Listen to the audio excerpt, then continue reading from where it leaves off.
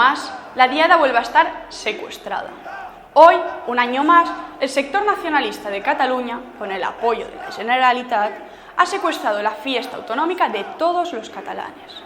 El gobierno de Cataluña, así como su entramado de asociaciones supuestamente culturales, sostiene en su ficticio relato que el 11 de septiembre de 1714 marca la derrota de una Cataluña políticamente independiente por una España totalitaria.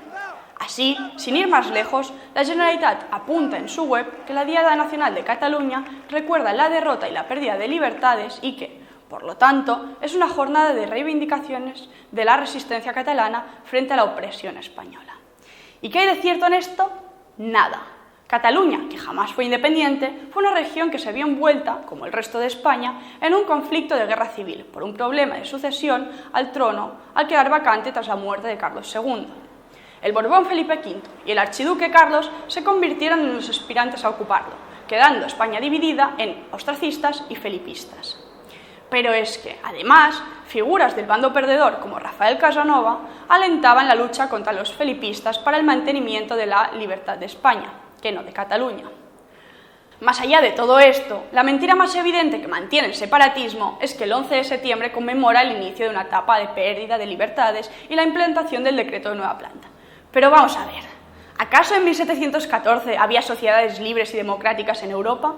¿Cómo va a ser así si tanto la corona de Aragón como la de Castilla eran sociedades feudales con sus señores y sus vasallos? La Generalitat nos ha estado engañando y por este motivo hay una buena parte de los catalanes que no nos sentimos partícipes d'esta festivitat.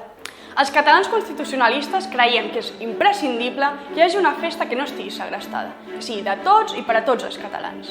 Ja està bé que es malbaratin els nostres diners en actes independentistes, contraris a la convivència, que manipulen i divideixen. És imprescindible que trobem una jornada que representi el que volem per la nostra terra, és a dir, una diada inclusiva, plural, alegre i acollidora on ens donem junts la mà. Per què Sant Jordi no pot ser la diada de tothom? Prou diades segrestades.